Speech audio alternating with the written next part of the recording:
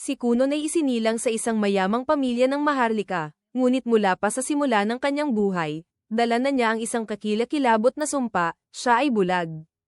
Kailanman ay hindi niya nakita ang mundo sa labas, hindi niya nasaksihan ang mga kulay, hugis, o kahit ang liwanag. Hindi tulad ng karaniwang mga bata, lumaki si Kunon sa ganap na kadiliman, lubos na umaasa sa mga boses at paggabay ng mga taong nasa paligid niya. Sa kabila ng marangyang pamumuhay, maraming tagapaglingkod, at sapat na pag-aalaga, hindi niya naranasan ang kagandahan ng mundong itinuturing na normal ng iba.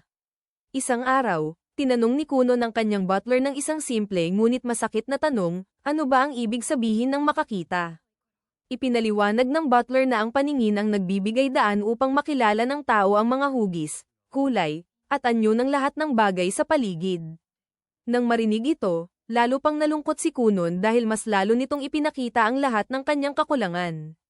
Ang kanyang pagkabulag ay hindi isang karamdaman, kundi bunga ng tinatawag na hero's scar, isang sumpang naipapasa sa dugo ng kanilang angkan. Nag-ugat ang hero's scar sa maalamat na banal na kabalyero na si Histor Haglia, na minsang lumaban at tumalo sa Demon Lord daan-daang taon na ang nakalilipas.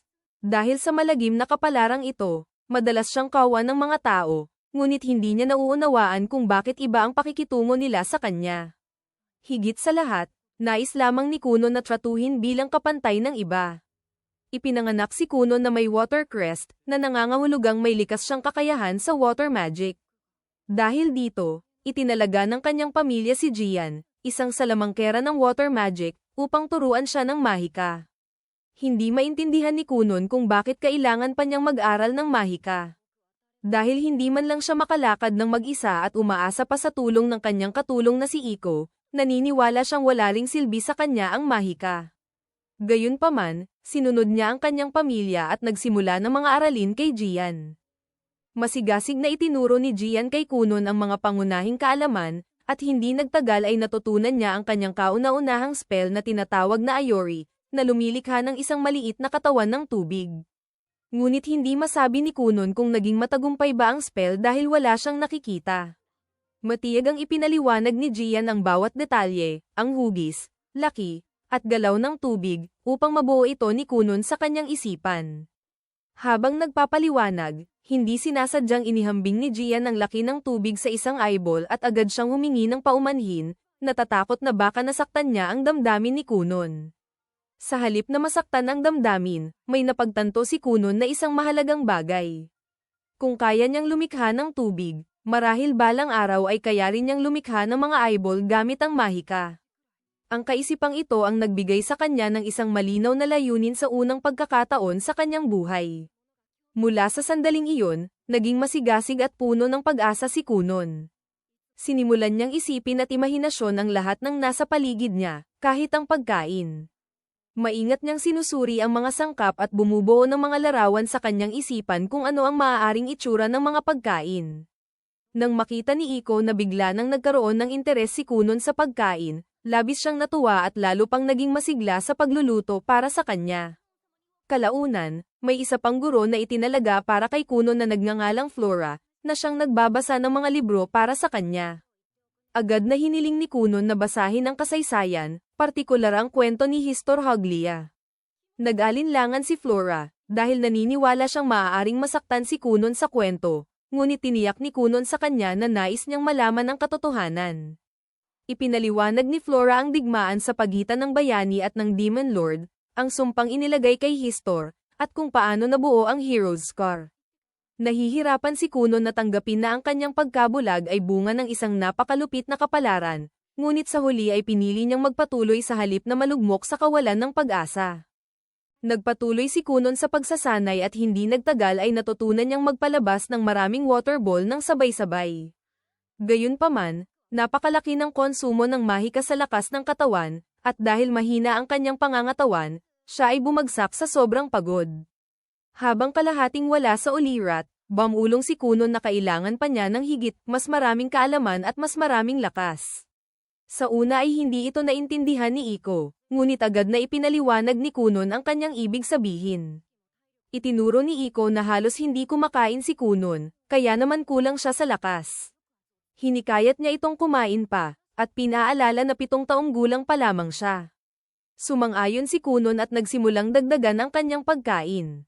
Nang mapagtanto ni Kunon kung gaano kaina ang kanyang katawan, nagpasya siyang mag-aral ng swordsmanship upang patibayin ang sarili.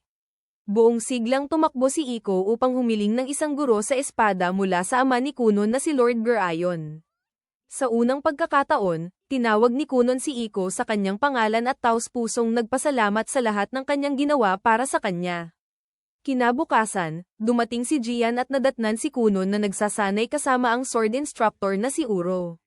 Namangha si Jian sa laki ng ipinagbago ni Kunon. Noong una niya itong makilala, tila wala itong sigla sa buhay, ngunit ngayon ay maliwanag na ang ngiti nito. Sa oras ng pagsasanay sa mahika, lubos na nagulat si Jian nang makita si Kunon na walang kahirap-hirap na nakapagpalabas ng maraming water ball ng sabay-sabay. Napagtanto niyang si Kunon ay isang pambihirang henyo. Samantala, sa Imperial Castle, ipinaalam kay Prinsesa Mira na handa na ang kanyang karwahe upang ihatid siya sa pakikipagkita sa kanyang kasintahang si Kunon. Kinamumuhian niya ang ideya ng kasal at naniniwalang ganoon din ang nararamdaman ni Kunon. Ang kanilang kasunduan sa pagpapakasal ay inayos dahil si Kunon, bilang tagapagdala ng Hero's Scar, ay may mahalagang papel sa politika. Naalala ni Mira ang una niyang pagkikita kay Kunon noon, bilang isang malungkot at walang interes sa anumang bagay. Ngunit pagdating ni Mira sa mansyon ni Kunon, siya ay labis na nagulat. Sinalubong siya ni Kunon ng isang maliwanag na ngiti. Hindi makapaniwala, tinanong niya si Iko kung si Kunon nga ba talaga iyon, at kinumpirma ito ni Iko. Ipinaliwanag ni Kunon na binago ng mahika ang kanyang buhay. Ipinakita niya ang kanyang kakayahan sa pamamagitan ng paglikha ng isang bahaghari sa ibabaw ng ulo ni Mira. Namangha si Mira at sa wakas ay nakita niya si Kunon sa ibang pananaw. Humingi ng paumanhin si Kunon sa kanyang mga naging asal noon at nangakong magbabago. Tinanggap ito ni Mira, at magkasama nilang ginugol ang araw ng masaya. Pagkatapos umalis ni Mira, kapwa sila napaisip sa isa't isa. Pagkatapos nito, sinimulan ni Kunon ang pag-aaral ng asal at wastong pag-uugali sa ilalim ng paggabay ni Flora. Samantala, nahihirapan si Jian kung ano pa ang susunod na ituturo sa kanya, dahil nalampasan na ni Kunon ang lahat ng kanyang inaasahan. Kaya't nagpasya siyang mag-focus sa mas maselang kontrol ng mahika, tulad ng pagbabago ng temperatura at katangian ng tubig. Agad itong naunawaan ni Kunon at nagawa pa niyang lumikha ng tubig na may lasa ng apple juice, dahilan upang mawalan ng masabi si Jian. Unti-unting na-develop ni Kunon ang kakayahang makaramdam ng mga hugis at kalaunan pati mga kulay. Iniulat ito ni Iko kay Lord Gerayon, at ipinaliwanag na kaya na ngayon ni Kunon tukuyin ang mga kulay sa malapitan at kahit magbasa ng teksto sa pamamagitan ng pagdama sa kaibahan ng mga kulay. Mas lalo pang nagsanay si Kunon at lumikha ng isang pulang bowl ang tubig. Nang dumating ang kanyang mga magulang, nawalan siya ng konsentrasyon kaya't bumagsak ang tubig sa kanya. Nang makita ng kanyang ina ang pulang kulay, nahimatay siya, inakalang dugo iyon. Nagalit si Lord Gerayon, sa paniniwalang nagbibiro lamang si Kunon. Dumating si Jian at agad na pagtanto na lalo pang lumakas ang kapangyarihan ni Kunon. Naniniwala siyang maaari siyang maging pinakadakilang salamangkero sa buong kasaysayan.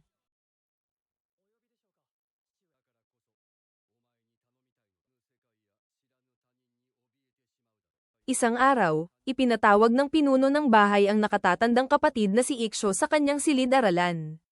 Sa kalmado ngunit seryosong tinig, ipinaliwanag niya na pinag-iisipan niyang ipadala si Kunon, ang bunsong anak, sa isang paaralan para sa mga maharlika. Alam niyang hindi ito magiging madali. Bihirang lumabas ng mansyon si Kunon, at dahil siya ay bulag, maaaring maging napakahirap para sa kanya ang umangkop sa mundo sa labas. Gayunpaman, iyon mismo ang dahilan kung bakit naniniwala ang ama na kailangan talagang pumunta roon si Kunon. Sinabi niya kay Iksho na kailangan niya ang tulong nito upang suportahan at protektahan ang kanyang nakababatang kapatid. Nang marinig ito, naalala ni Iksho ang isang masakit na alaala mula sa nakaraan. Isang araw, noong mas mahina pa si Kunon, sinubukan ni Iksho na ilabas siya upang maglaro. Gusto niyang ipakita kay Kunon na maaari siyang umasa sa kanya. Ngunit sa halip, nagkamali si Iksho. Nadapa si Kunon sa hagdan at nahulog. Hanggang ngayon, sariwa pa rin sa alaala ni Iksho ang tunog ng pagbagsak ng kanyang kapatid sa lupa. Ang kabigwang iyon ay mabigat pa ring pasan ng kanyang puso. Gayunpaman, yumuko si Iksho at nangako sa kanyang ama na sa pagkakataong ito, gagawin niya ang lahat ng kanyang makakaya upang protektahan si Kunon. Samantala, si Kunon ay nasa loob ng mansyon, lubos na nakatuon sa pagbabasa ng isang aklat ng mahika. Inilalarawan sa aklat ang isang teknik ng panghuhula gamit ang tubig, kung saan ang isang sisidlang ginamitan ng mahika ay pinupuno ng tubig upang matunton ang mga nawawalang bagay o kahit masilip ang hinaharap. Si Aiko, ang katulong na laging nasa tabi ni Kunon, ay pabirong nagtanong kung kaya bang hanapin ng mahikang iyon ang kabataang nawala sa kanya. Agad na seryosong sumagot si Kunon. Sinabi niya na nasa rurok ng kanyang kagandahan si Aiko sa kasalukuyan, at walang lalaking mangangahas na iwan siya mag-isa. Sinabi pa niya na kung hindi lamang siya anak ng Marks, gugustuhin niyang si Aiko ang maging asawa niya. Tumawa si Aiko at pinaalalahanan siya na 10 taon ang tanda niya kaysa sa kanya. Nagbahagi ang dalawa ng isang magaan na sandali, ngunit naputol ang kanilang usapan nang dumating si Professor Fleur, na nagbabala sa kanila na huwag masyadong magbiro. Ipinaalala niya na naroon siya upang magturo, hindi upang makipaglaro. Di nagtagal, sinimulan ni Fleur ang aralin. Ipinakita ni Kunon ang kanyang pambihirang talino, mabilis na nauunawaan kahit ang mga komplikadong paksa. Napansin ni Fleur kung gaano kadaling sumipsip ng kaalaman si Kunon at kung gaano nakahinag ang kanyang pag-iisip. Sa paglipas ng panahon, itinuro rin ni Fleur kay Kunon kung paano kumilos bilang isang maayos na kabalyerong maharlika. Naalala niya kung paano minsang hiniling ni Aiko na palakihin si Kunon bilang isang ginoong may magandang sense of humor. Sumasang-ayon si Fleur na mahalaga ang humor, ngunit kailangan niyang mag-ingat. Dahil sa katayuan ni Kunon, hindi siya maaaring kumilos ng pabaya o magaan nang walang iniisip. Gayunpaman, inaamin ni Fleur na si Kunon ay naging mas kaaya-aya at mas madaling lapitan kaysa dati. Maya-maya, nakatanggap si Kunon ng isang inumin. Sa pag-amoy pa lamang ng aroma, nahulaan niyang ito ay isang 12 taong gulang na produkto mula sa bagong kaharian. Itinuwid siya ni Aiko at ipinaliwanag na ito ay isa palang pambansang alak mula sa Hoglia. Nang sumapit ang gabi, naglakad pa uwi sina Kunon at Aiko sa malamig na kagubatan. Dahil sa mababang temperatura, nakaramdam ng hindi komportable si Aiko, kaya hiniling niya kay Kunon na may gawin tungkol dito. Bilang tugon, lumikha si Kunon ng 2 mainit na bola ng tubig at binalot ang mga ito ng napakalambot at elastikong lamad. Nang idikit iyon ni Aiko sa kanyang mukha, agad siyang nahulog ang loob sa pakiramdam. Ipinaliwanag ni Kunon na dinisenyo niya ang mga iyon upang maging banayad at kaaya-aya. Pagkatapos ay binago ni Kunon ang paksa at binanggit na nais siyang kausapin ng kanyang ama. Naisip niya kung siya ba ay mapapagalitan. Sinabi ni Aiko na duda siya roon, at naniniwala siyang natutunan na ni Kunon ang kanyang aral matapos ang insidente ng higanteng pulang bola. Sumagot si Kunon na ginawa lamang niya iyon dahil iminungkahi ni Aiko na gumawa siya ng isang bagay na kapansin-pansin. Inamin naman ni Aiko na baka sumobra siya noon. Pagdating nila sa bahay, sinalubong sila ni Baron, ang Katie wala, at di nagtagal ay dumating din si Iksho, nakakababa lamang mula sa 2nd palapag. Habang naglalakad sila sa bulwagan, tinanong ni Iksho kung hindi na ba talaga kailangan ni Kunon na gabayan pa sa pamamagitan ng kamay. Kalmadong sumagot si Kunon na kayanan niyang maramdaman ang karamihan sa kanyang paligid. Nang makita ang paglaking ito, pinuri ni Iksho kung gaano nakalaki ang ipinagmature ni Kunon. Di nagtagal, dinala ang magkapatid sa harap ng kanilang mga magulang. Ipinaliwanag ng kanilang ama na natapos na ni Kunon ang mga pag-aaral na katumbas ng tinuturo sa isang paaralan ng mga maharlika. Gayunpaman, tinanong pa rin niya kung nais ba ni Kunon na pormal na pumasok sa paaralan. Tumanggi si Kunon at sinabi niyang naniniwala siyang magiging abala lamang sa iba ang kanyang presensya at mas gugustuhin niyang ituon ng pansin sa ibang mga bagay. Iginiit ng ama na nais niyang mabuhay si Kunon ng malaya, ngunit pinaalalahanan siya na ang lahat ng anak ng maharlika ay kinakailangang pumasok sa paaralan. Opisyal, itinuturing na si Kunon bilang isang estudyante. Subalit dahil sa pahintulot ng hari, mayroon siyang espesyal na exemption. Gayunpaman, hinikayat ng Mark si Kunon na pag-isipang mabuti ang kanyang kinabukasan. Hindi ito naunawaan ni Kunon at nagsimula siyang magpaliwanag na maayos niyang pinamamahalaan ang kanyang allowance at palagi niyang iniisip ang kapakanan ng iba, maliban na lamang noong pinasabog niya ang higanteng pulang bola at ginawang parang lugar ng handog na hayop ang bakuran. Sa pag-alaala nito, kinabahan siya. Sumang-ayon ang kanyang ama na iyon ay hindi mapapatawad, ngunit nilinaw niyang hindi iyon ang tinutukoy niya. Ang tinutukoy niya ay si Prinsesa Mira. Ipinaliwanag ng Marx na ang mga maharlikang nabibigong gampanan ang kanilang mga tungkulin ay napag-iiwanan sa lipunan. Dahil kay Kunon, maaaring maapektuhan ang magiging posisyon ni Prinsesa Mira sa hinaharap. Nang marinig ito, pumayag si Kunon na pumasok sa paaralan, kahit pa itinuturing niya itong isang abala. Nagmungkahi ang kanyang ama ng isang alternatibo, maaari namang kunin ni Kunon ang mga pagsusulit sa promosyon.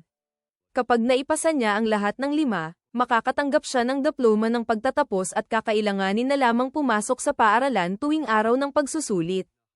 Ipinaliwanag ni Iksho na siya at si Mira ay magtatapos din sa susunod na pagsusulit, kaya sabay-sabay nilang kukunin iyon. Sinabi ng kanilang ina na kailangan nilang ihanda agad si Kunon sa pamamagitan ng pagbili ng mga bagong damit, sapatos, at mga Amerikana. Tinawag niya si Aiko upang tumulong. Matapos silang umalis, sinabi ng Marx kay Iksho na ang iba pang mga kasapi ng pamilya ng hari ay nag-aaral din sa parehong paaralan. Tiniyak ni Iksho sa kanya na magiging maayos ang lahat. Di naglaon, nakilala ni Kunon si Prinsesa Mira, na ngayon ay tinitingnan siya sa ibang pananaw. Namumula ang kanyang mukha habang tinatanong kung totoo bang papasok na siya sa paaralan. Kinumpirma ni Kunon na pupunta lamang siya tuwing mga araw ng pagsusulit at inamin na hindi niya talaga nauunawaan kung ano ang paaralan. Nangako si Mira na mananatili siya sa kanyang tabi araw-araw. Nag-alala si Kunon na baka magselos ang mga lalaking may gusto kay Mira. Iginiit ni Mira na hindi iyon magiging problema. Nang tanungin ni Kunon kung ganoon nga ba talaga siya kasikat, nasaktan ang damdamin ni Mira at buong pagmamalaki niyang idineklara na marami ang humahanga sa kanya. Bilang paghahanda sa posibleng gulo, naisip ni Kunon na bumili ng isang wand para sa sariling depensa. Sa araw ng pag-alis, nagpakita siya suot ang kanyang mga bagong damit, at labis na nasabik si Aiko sa kung gaano siya kaganda tingnan. Sa loob ng karwahe, ginamit ni Kunon ang mahikang tubig upang ganap na patatagin ang mga gulong. Napansin ni Iksho na hindi man lang umuuga ang karwahe. Tinanong ni Iksho kung nakakaramdam ba si Kunon ng kaba sa pag-alis ng tahanan. Sinabi ni Kunon na kalmado siya. Naalala niya kung paano niya minsang ninais na maglaho, ngunit ngayon ay determinado na siyang mabuhay anuman ang mangyari. Nang idagdag niya na mabubuhay siya kahit pamamatay ang buong sangkatauhan, nakaramdam ng hindi komportable si Iksho. Ipinaliwanag ni Kunon na ang ibig lamang niyang sabihin ay mabubuhay siya ng napakahabang panahon. Pilit namang nagpanggap si Iksho na normal lang ang lahat. Pagdating nila sa paaralan, naramdaman ni Kunon ang dami ng mga taong nasa paligid. Tinapak niya ang lupa gamit ang kanyang wand hanggang sa tumakbo si Mira upang salubungin siya. Nagpalitan sila ng mga pabirong papuri, na lalo pang nagpakailang kay Iksho. Bigla namang tumigil si Kunon, nabigatan sa dami ng tao sa paligid. Ngunit pinatatag niya ang loob at nagpatuloy, hinihiling kay Mira na gabayan siya. Hinawakan niya ang kamay nito. Sa loob ng paaralan, isang naghihintay si Gurong Cast. May narinig siyang mga balita na si Kunon, ang ikalawang anak ng Marx at tagapagdala ng peklat ng bayani, ay labis na mahiyain. Nang magpakita si Kunon, agad niyang nabighani ang lahat. Ipinakilala ni Cast ang sarili bilang kanyang magiging gabay. Kakaiba ang ikinilos ni Kunon nang igiit niyang siya ay isang babae sa sandaling iyon. Lubos na nalito si Cast, ngunit nailigtas siya ng pagring ng kampana. Kalaunan, ibinigay ni Cast kay Kunon ang pagsusulit sa promosyon. Sa kabila ng walang tigil niyang pagsasalita ng kung ano-ano, nasagot ni Kunon ng tama ang bawat tanong. Pagkatapos nito, nagtungo siya sa kantina kasama si Mira, ngunit hinarang sila ni Prinsipe Lyle, ang nakatatandang kapatid ni Mira. Biglang tumaas ang tensyon. Upang makatakas, palihim na wisikan ni Kunon ng tubig ang pantalon ni Lyle, na nagmukhang parabang napaihi ito. Dahil sa matinding kahihiyan, napilitan si Lyle na umatras. Pagkaraan, casual na tinanong ni Kunon kung sino ang lalaking iyon. Ipinaliwanag ni Mira na iyon ang kanyang kapatid, ang ika-6 na prinsipe ng Hoglia. Sinabi ni Kunon na nagpapasalamat siyang si Iksho ang kanyang kapatid sa halip. Si Iksho naman ay napaisip lamang kung paano niya ipaliliwanag ang lahat ng ito sa kanilang ama. Samantala, patuloy na nag-aalab ang galit ni Lyle, na tila nangangako ng mga tunggalian sa hinaharap. Dahil sa matinding kahihiyang dulot ng naunang insidente, nangako si Prinsipe Lyle ng paghihiganti kina Kunon at Mira.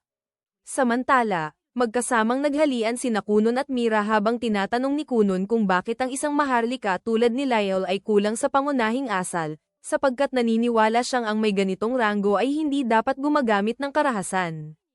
Ipinaliwanag ni Mira na ang malupit na pag-uugali ng kanyang kapatid ay paraan nito upang kontrolin siya.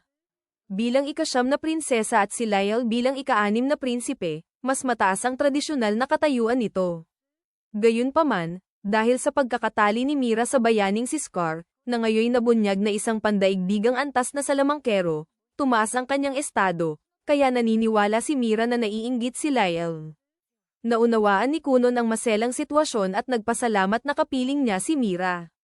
Nais niyang humingi ng paumanhin kay Prinsipe Lyle dahil sa publikong kahihiyang idinulot niya rito, ngunit mariing pinigilan ni Iksho at Mira ang ideyang iyon. Kalaunan, dumalo si Kunon sa kanyang huling aralin sa mahika kay Ginny, na nagturo sa kanya kung paano maramdaman ang densidad ng isang bagay upang mas pinuhin ang mga pagbabagong mahikal. Dahil dito, naengganyo si Kunon at nagsimulang mangalap ng mga halimbawa, hinahawakan ang lahat ng bagay sa paligid niya. Pagdating sa akademya, marahan niyang tinapak ang kabayong humihila sa kanyang karwahe upang masukat ang densidad at lalim nito. Tinanong ni Iksho kung ano ang sinusubukan niyang gawin, ngunit kahit ipinaliwanag ni Kunon, nabigo pa ring maunawaan ni Iksho. Dumating si Mira upang salubungin sila, at bilang isang tunay na ginoo, sinabi ni Kunon na ang marinig ang kanyang tinig ay naglaho ng lahat ng kalungkutan sa kanyang buhay. Pinangunahan ni Profesor Cass ang tatlo patungo sa bulwagan ng pagsusulit para sa kanilang panghuling eksam. Sa loob, ang dagsa ng mga estudyante ay nagparamdam kay Kunon na parabang tuluyan na siyang nakapasok sa isang tunay na paaralan. Pabirong naghinagpis siya na hindi na siya makakapagbahagi ng pribadong silid kay Cass, ngunit binaliwala niya ang kanyang biro at simple lamang siyang nagpaabot ng good luck. Nagtaka si Iksho kung paano nakakapagsalita si Kunon ng ganoon ka-relax kay Profesor Cass.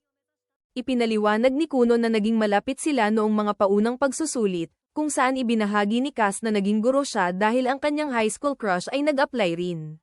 Siya ang pumasa, ang lalaki ang bumagsak, at natapos ang kanilang romansa bago pa man ito nagsimula. Nang marinig ito, tahimik na napaisip sina Mira at Iksho kung sino ang magbabahagi ng ganitong kwento sa isang 8 taong gulang. Di naglaon, ilang estudyante ang lumapit kay Mira upang ipakilala sila sa kanyang kasintahang si Kunon. Nagulat si Kunon sa bigla niyang kasikatan, ngunit ipinakilala pa rin niya ang sarili ng may labis na kagandahang asal, na ikinamangha ng lahat. Nang malaman niyang mga kaibigan sila ni Miraka, nakaramdam siya ng ginhawa, dahil inakala niyang wala ni ang kanyang kapatid o ang kanyang kasintahan na may mga kaibigan sa akademya.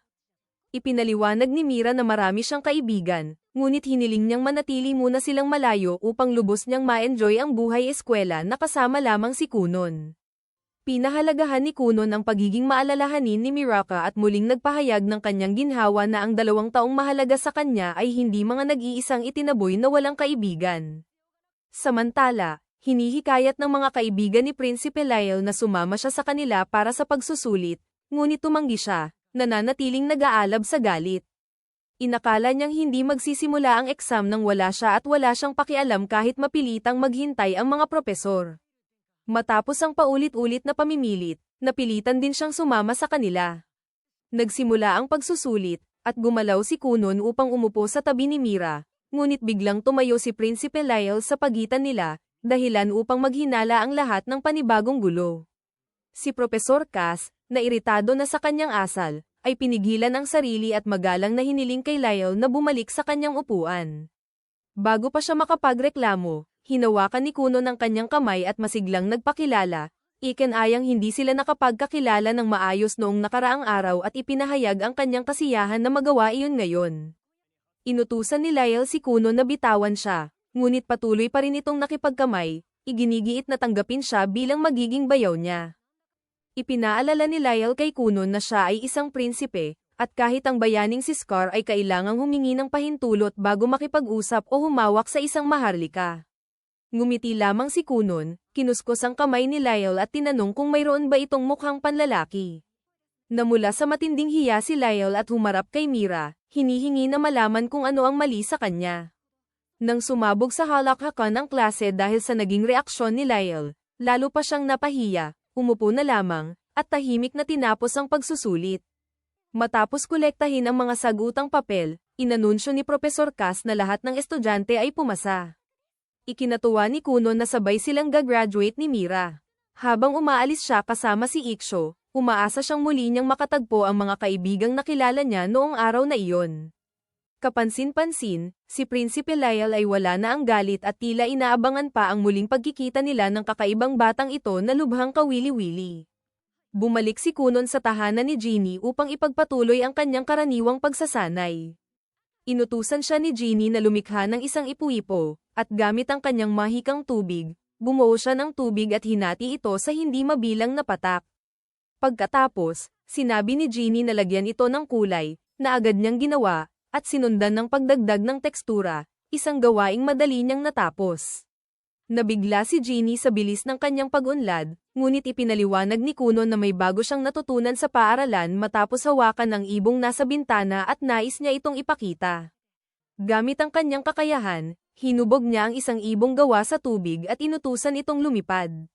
Nang makita itong pumailan lang, napaluhod sa gulat si Ginny, nahulog ang aklat mula sa kanyang mga kamay.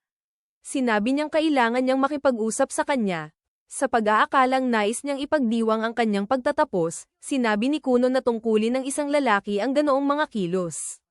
Mariing iginiit ni Ginny na hindi iyon ang dahilan ng kanyang pagtawag at sinabi kay Kunon na ihanda niya ang kanyang puso sa sasabihin nito. Ramdam ang bigat ng usapan, hiniling ni Kunon kay Iko na umalis muna. Kahit pabiro pa rin, tinanong niya kung balak ba ni Ginny na ibunyag na siya ay isang prinsesang diwata na babalik sa kanyang tahanan, ngunit hindi iyon ang kanyang pakay. Matatag siyang ibinalik ni Ginny sa realidad at ipinahayag na wala na siyang maituturo pa sa kanya. Inamin niyang mas malakas na ngayon si Kunon kaysa sa kanya, at ang mga teknik na dati niyang binuo para sa pagsasanay nito ay wala na ring saysay.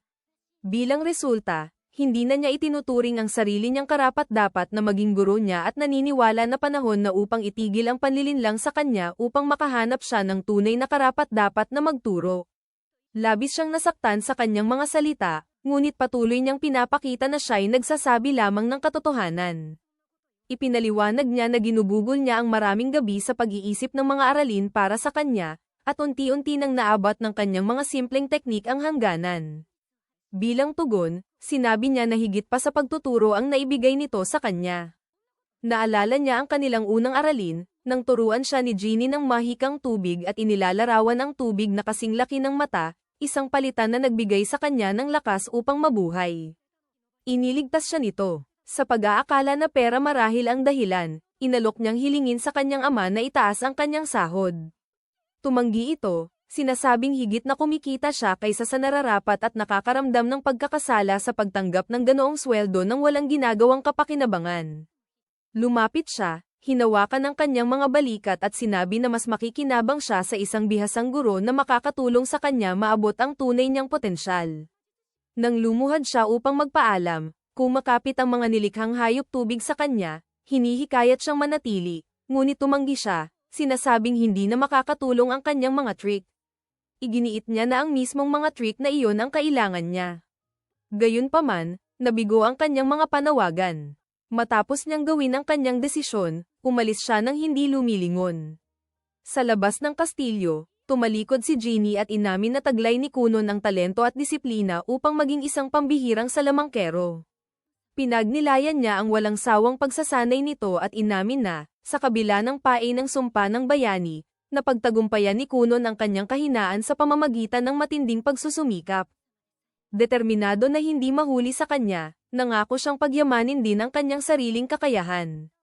Kalaunan, nakatagpo ni Iko si Kunon at ipinaalam na si Lady Flora, ang kanyang guro sa elementarya, ay umalis na rin. Ipinaliwanag niya na umalis si Flora dahil nakagraduate na si Kunon at hindi na kailangan ang mga batayang aralin. Nang magtanong siya kung bakit hindi naghintay si Flora upang magpaalam, sinabi ni Iko na natakot si Flora na magiging masyadong emosyonal ang pamamaalam. Dahil sa pagiging maalalahanin, nangako si Kuno na susulatan siya ng liham. Biro ni Iko, iminungkahi niyang tanungin ni Kunon si Flora kung may kilala itong gwapo at may mataas na kita na pwede niyang pakasalan. Nang malaman niyang balak din ni Iko magpakasal at iwan siya, labis na nasaktan si Kunon. Iginiit ni Iko na magiging maayos siya, ngunit pakiramdam ni Kunon ay iniwan siya, wala na si Jeannie, umalis na si Flora, at ngayon ay pinag-uusapan ni Iko ang pag-aasawa. Napagpasyahan niyang huwag isama ang mungkahing iyon sa kanyang liham. Sa hapunan kasama ang kanyang mga magulang, ipinaliwanag ni Kunon na hinikayat siya ni Jeannie na humanap ng mas bihasang salamangkero na magtuturo sa kanya, at inamin nitong hindi niya nararapat maging guro. Tinanong niya kung may kilala silang angkop. Naalala ni Iksho ang isang salamangkero na narinig niya noon sa akademya. Bagaman hindi niya maalala ang buong pangalan, nagbigay ang kanyang paglalarawan kay Kunon at sa kanyang ina ng sapat na impormasyon upang makilala siya bilang si Ziani, ang Royal Sorcerer. Agad na hiniling ni Kunon na maging kanyang guro si Ziani, ngunit pinigilan siya ni Gurayon, na pinaalalahanan siya na si Ziani ay naglilingkod lamang sa pamilya hari. Ang mga Royal Sorcerer ay tumutugon lamang sa hari at sa pamilya hari, kaya wala silang kontrol ang ibang maharlika, lalo na ang posibilidad na matawag sa isang pribadong kastilyo. Nakipagtalo si Kunon kay Gurayon, pinaalala ang kanyang malapit na ugnayan sa hari at iminungkahi na gamitin iyon upang makuha si Ziani. Nang tumanggi si Gurayon, nagmungkahi si Kunon ng plano na sundan siya sa palasyo, mawala, at matuklasan ng mga Royal Sorcerer, na tatanggap sa kanya bilang disipulo, isang planong lubhang may kahinaan. Agad na itinuro ni Gurayon ang kabaliwan nito, ngunit naniniwala ang ina ni Kunon sa kanyang anak. Madali siyang nahikayat ng mga kahilingan ng anak, at si Gurayon, sa kabilang banda, ay nahikayat ng ina. Sa huli, nakumbinsi niya si Gurayon na kahit man lang maghain ng petisyon sa hari. Bagaman walang ipinangakong garantiya, nagsumite si Gurayon ng formal na kahilingan para kay Ziani. Sa palasyo, isang prinsesa ang naghatid ng petisyon ni Gurayon sa Grandmaster, na napailing sa kapal ng mukha ng isang maharlika na humihiling ng Royal Sorcerer. Nang idagdag ng prinsesa na ang bata ay fiancé ng kanyang kapatid na babae, agad na nakilala ng Grandmaster na si Kunon ito, at namutla siya sa gulat. Ilang araw ang lumipas, at sa wakas ay nakatanggap si Kunon ng tawag mula sa palasyo ng hari upang humarap sa Royal Sorcerer. Sumakay siya sa isang karwahe kasama ang kanyang ama, na halatang nasisiyahan sa naging takbo ng mga pangyayari. Sinabi ni Kunon na tiyak na matibay ang ugnayan ng hari at ng kanyang ama kung kaya't madaling naibigay ang ganitong kahilingan. Ngunit itinama siya ng kanyang ama, at ipinaliwanag na ang tunay na dahilan ay ang punong salamangkero ng korte, na labis na naakit sa kakayahan ni Kunon at nais siyang makilala ng personal. Pagkatapos, tinanong ng kanyang ama kung anong uri ng mahika na ang kaya niyang gamitin ngayon. Agad na nagbigkas si Kunon ng isang orasayon, at bumuo ng isang maliit na bowl ang tubig na mabilis na naganyong isang itim na pusa, na naupo sa kanyang kandangan. Namangha ang kanyang ama, sinabing hindi niya akalaing kayang makagawa ng ganoon ang mahika, at sinimulan niyang haplasan ang kuting.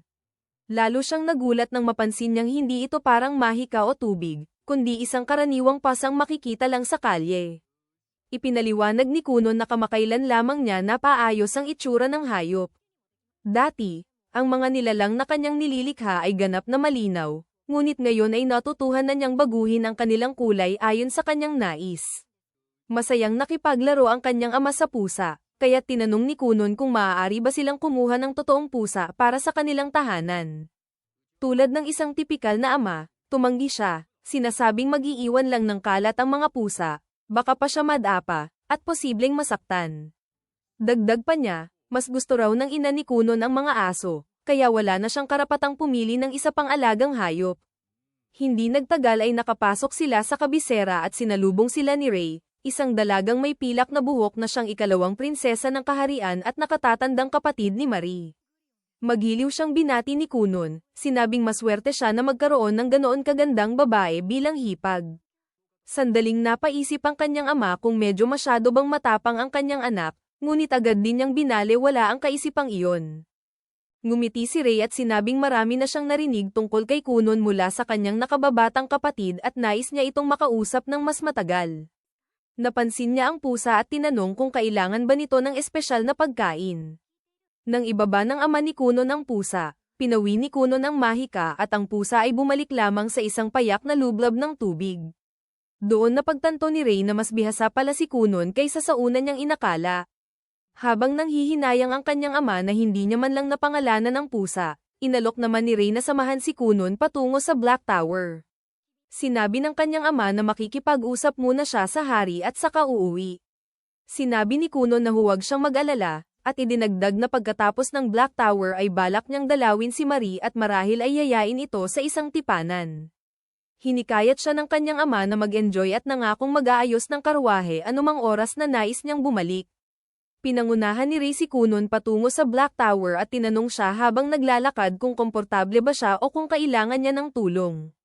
Sinabi ni Kunon na ayos siya at agad siyang nagpakawala ng sunod-sunod na mga tanong, dahilan upang malito si Ray sa halos Stephen Hawking level na lalim ng kanyang kaalaman sa mahika. Sinabi niya na hindi angkop ang ganoong ka-advance na talakayan habang naglalakad, at sa halip ay tinanong kung alam ba niya kung ilang anak ang kasalukuyang hari. Inamin ni Kunon na hindi niya iyon kailanman naisip. Ipinaliwanag ni Ray na ang hari ay may 7 prinsipe at 10 prinsesa. Siya mismo ang ikalawang prinsesa, samantalang si Marie ay ang ika-9. Mas mahalaga pa rito, ang sistema ng pagmamana ng trono sa kaharian ay hindi sumusunod sa karaniwang tuntunin na napupunta ito sa panganay na anak na lalaki. Sa halip, ito ay batay sa meritokrasya, kung saan hinuhusgahan ang lahat ng prinsipe at prinsesa ayon sa kanilang kakayahan, talento, at dedikasyon sa kanilang napiling landas. Dahil dito, kahit ang pinakabata ay may pantay na pagkakataong magmana ng trono. Dagdag pa niya, tinalikuran na niya ang kanyang karapatan sa trono sa pagpili ng landas bilang isang salamangkero, at ngayon ay nakatuon na lamang sa pagpapaunlad ng kanyang kakayahan upang maging isa sa pinakamahuhusay na wizard ng kaharian. Habang dumaraan sila sa pasilyo, isang kakaibang pakiramdam ang humila sa pansin ni Kunon patungo sa isang bintana, kung saan siya tumitig sa isang madilim na tore at naramdaman ang hindi mabilang na nilalang na may mahika. Di nagtagal, binalaan siya ni Ray tungkol sa maliit ngunit posibleng tsansang madamay siya sa tunggalian ng pagmamana ng trono. Pinayuhan niya si Kunon na huwag munang kumampi sa alinmang paksayon hanggat hindi siya tiyak sa kanyang magiging landas, at nagbabala rin na huwag kailanman magsabi ng anumang maaaring magamit laban sa kanya sa hinaharap. Bilang kapalit sa mahalagang payo, nagpasya si Kunon na suklian ito sa pamamagitan ng pagpapakita ng kanyang espesyal na mahika. Pinatigil niya ang isang manipis na patong ng tubig sa ilalim ng kanyang sapatos, na nagbunga ng yelo na nagpapahintulot sa kanya na dumulas na parang nag-skate. Gustong-gusto ni Ray ang ideya at sabik na hiniling na subukan din ito. Ipinataw ni Kunon ang orasayon sa kanya, at nagsimula silang magkarera sa mga pasilyo, dumulas ng ligaw habang hinahabol sila ng mga gwardya, na ayaw ng panganib ang prinsesa. Madali nilang nalampasan ang mga gwardya, ngunit nauubos ang kanilang swerte nang may isang kabalyero na makakita sa kanila at humabol. Tinanong ni Kunon kung dapat ba silang huminto, ngunit dahil masyado namang nag-e-enjoy si Ray, iginiit niyang kaya nilang talunin ang kabalyero. Nagkamali siya, at nahuli sila ng kabalyero, hinayla sa hardin para sa isang matinding pagsaway. Pagkatapos, isinama sila sa tore, kung saan ipinakilala si Etch, ang punong salamangkero ng kaharian, kay Kunon. Namangha si Kunon sa kanyang presensya, at naisip kung gaano kalawak ang mundo talaga. Akala niya dati nakahanga-hanga ang mahika ni Ray, ngunit si Etch ay nasa isang ganap na ibang antas. Agad na tinanong ni Etch kung ipinanganak si Kunon na may water crest. Kinumpirma ito ni Kunon, at inamin na kakaunti lamang ang alam niya tungkol sa mga crest. Ipinaliwanag ni Etch na may 7 uri, apoy, tubig, lupa, hangin, liwanag, dilim, at void, na bawat isa ay kaugnay ng mahikal na pagkahilig. Ang bawat crest ay may ranggo mula 1 hanggang 5 bituin, kaya ang 2 bituin ni Kunon ay itinuturing na karaniwan. Sumagot si Ray na isa rin siyang 2 bituin na wind mage. Agad na naunawaan ni Kunon, sinasabing ramdam niya ito, sila ni Ray ay parang processed cheese, samantalang si Etch ay isang aged wheel ng artisan parmesan. Pumayag si Etch na akma ang paghahambing at ibinunyag na siya ay isang 4-star mage. Agad pagkatapos, dinala niya sila sa training ground sa ibaba at sinabi kay Kunon na susubukan niya ang kanyang kakayahan sa mahika. Nakaramdam si Kunon ng kaunting takot, iniisip kung baka kung pumasa siya, magkakaroon siya ng Royal Mage bilang tutor, ngunit wala siyang panahon para ito'y pag-isipan. Tinawag ni Etch ang isang nakatatandang estudyante, isa ring Royal Mage, at inutusan siyang ipakita ang kanyang water magic.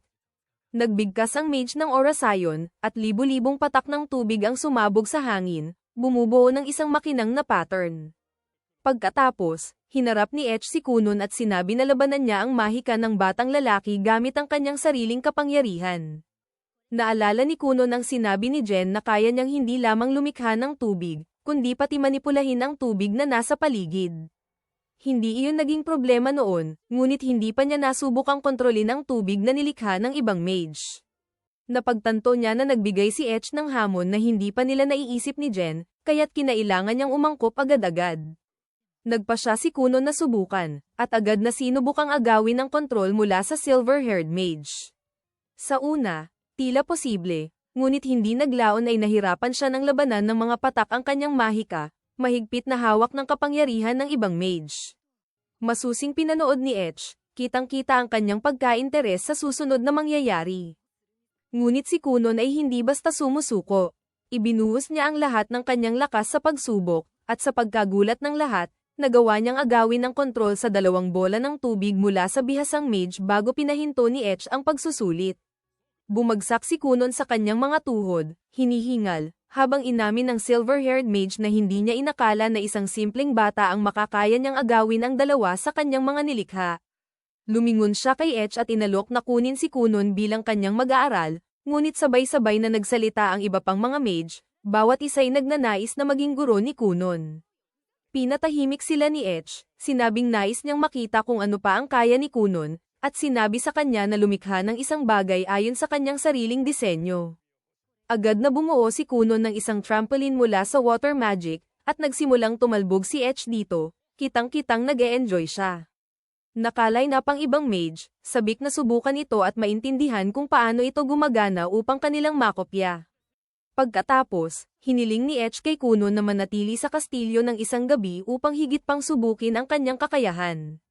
Humingi si Kunon ng paumanhin, sinabing mayroon na siyang dinner date kay Marie. Sa sandaling iyon, tinanong ni Ray kung kaya niyang lumikha ng ibang hayop, o maging ng mga tao. Sinabi ni Kunon na kaya niyang gawin pareho, at agad niyang binuo ang isang human-shaped na manika mula sa tubig na kahawig ng kanyang maid. Hindi pa ito perpekto, medyo translucent, at ang galaw ay hindi maayos. Tinanong ng silver-haired mage kung kaya ba ng manika na gumawa ng mga aksyon. Naalala ni Kunon na sinubukan na niyang paliparin ang mga ito noon, ngunit hindi maganda ang resulta, dahil mukhang katawa-tawa ang manika habang gumagawa nito. Naging interesado si Etch, kaya pinilit si Kunon na magpakita ng kakayahan. Nilaro ni Kunon ang manika, pinapalipad ito pabalik-balik sa hangin, na kinilabutan ng kalahati ng kastilyo. Dahil dito, nakatanggap siya ng isa pang pagsaway, at lahat ng kasali ay pinapilit humingi ng paumanhin. Habang papalubog ang araw, ipinahayag ni Etch na pumasa na si Kunon sa mga pagsusulit at sinabi na personal siyang magtatalaga ng isang salamangkero upang higit pang paunlarin ang kanyang mahika. Lubos na natuwa si Kunon at dali-daling nagpunta upang ipaalam sa kanyang ama, na nagalit matapos marinig ang dalawang reklamo tungkol sa kanyang anak sa loob ng ilang oras lamang.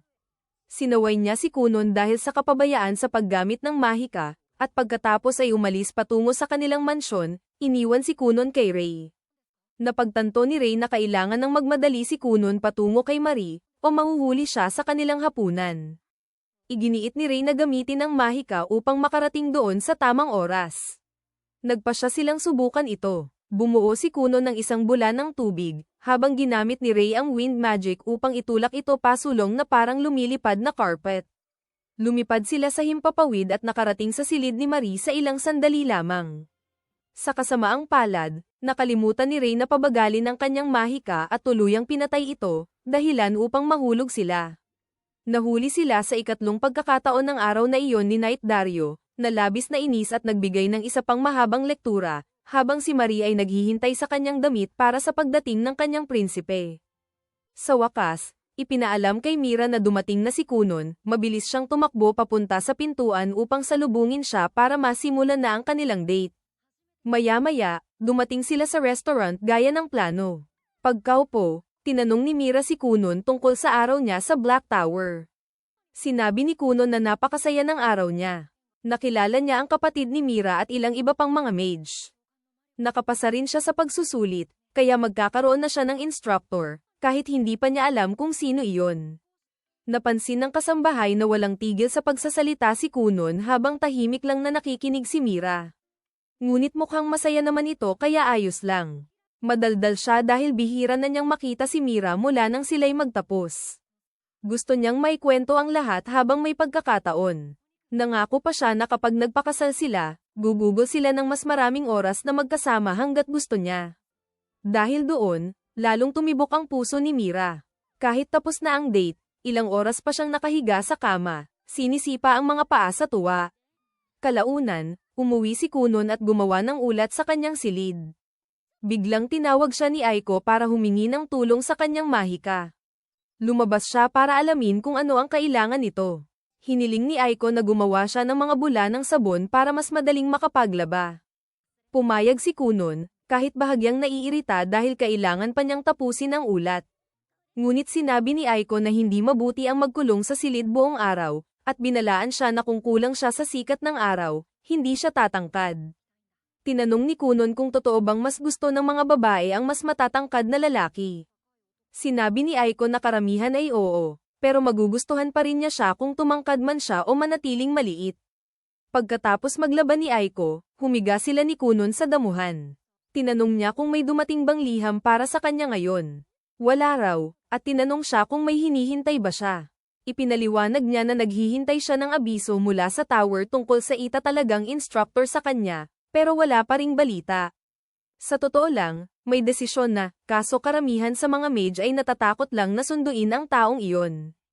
Sa wakas, may isang mage na pumunta sa silid ni Zian upang iparating ang utos ng Grand Mage, ngunit sinalubong siya ng tambak na kalat na mga papel. Nang magising si Zian, sinigawan niya ito dahil ginulo ang mahalaga niyang tulog at humingi ng paliwanag. Nagmamadaling sinabi ng mage na nais siyang makita ng Grandmaster, at agad itong nakakuha ng atensyon ni Zian. Ilang araw matapos iyon, nakatanggap si Kunon ng liham na nagsasabing may itinalaga na siyang guro. Tuwang-tuwa si Io para sa kanya. Ngunit nang malaman niyang si Zan, ang maalamat na mage na kilala sa buong kaharian, ang magiging instructor niya, halos hindi siya makapaniwala. Maraming babae ang handang gawin ang lahat para lang makilala ito. Dahil magiging guro siya ni Kunon, marami siyang pagkakataong makausap ito.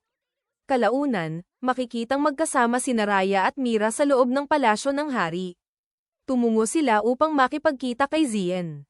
Ayon sa batas, kailangang makatanggap muna ng direktang utos mula sa maharlikang pamilya ang isang royal sorcerer bago umalis ng palasyo, kaya balak nilang italaga si Zian bilang gwardya ni Mira.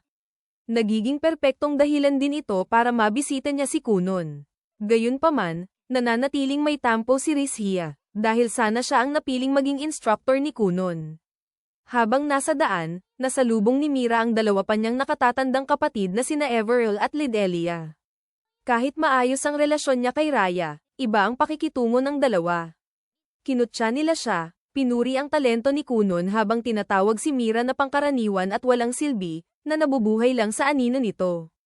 Pinutol sila ni Rizhia at sinabing tumabi kung wala silang mahalagang sasabihin. Naiinis man, hindi nila siya masagot kaya agad silang umalis.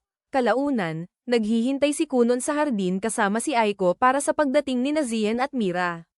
Nang huminto ang karwahe, tumayo siya upang salubungin sila. Nagulat siya nang si Mira ang unang bumaba. Hindi niya inaasahan ang pagdating nito, ngunit napangiti siya sa saya. Habang nag-uusap sila, bumaba si Zian mula sa karwahe. Sa sandaling pumasok ito sa saklaw ng pandaman ni Kunon, bigla siyang natahimik. Samantala, lihim na kinabahan si Aiko nang makita si Zian, pilit pinananatiling kalmado ang kanyang mukha. Ang mahiwagang enerhiya na nararamdaman ni Kunon mula kay Zian ay sobrang makapal, higit pa sa kahit anong royal sorcerer na nakilala niya noon. Napansin ni Mira na biglang naging tahimik si Kunon at tinanong kung may problema. Sinabi niya na wala at ipinakilala ang sarili kay Zian. Direktang sinabi ni Zian na ayaw niyang naroroon. Dumating lang siya dahil nabanggit ng Grandmaster ang isang interesanteng batang mage, kahit duda siya kung matutugunan ni Kunon ang kanyang inaasahan. Lumapit naman si Dario at formal na ipinakilala ang sarili bilang kabalyero na itinalaga upang bantayan si Mira at Zian sa paglalakbay. Sinabi ni Kunon na masaya siyang makita siya muli, na ikinagulat ni Mira. Ipinaliwanag niya na si Dario ang kabalyero na minsang sinaway siya at sinishiyan ng 3 beses noong huling pagbisita nila sa kabisera, ngunit ginagawa lamang nito ang kanyang tungkulin. Ilang minuto ang lumipas, naupo sina Kunon, Zian, at Mira sa isang mesa sa hardin. Nakatuon si Kunon kay Mira, halos hindi pinapansin si Zian. Naiinis si Zian habang pinapanood silang mag-flirt, kaya pinagsasaluhan niya ang mesa at iginiit na pag-usapan na nila ang tungkol sa mahika. Upang maliitin si Kunon, nagtanong si Zian ng mga katanungang lampas sa antas ng isang estudyante. Gayunpaman, matiwasay na sinagot ito ni Kunon. Tinanong ni Zian kung naiintindihan niya ang compound spells. Ipinaliwanag ni Kunon na ito ay nabubuo sa pamamagitan ng paghahati at pag-aayos muli ng magic circle ng isang spell upang makalikha ng bagong epekto.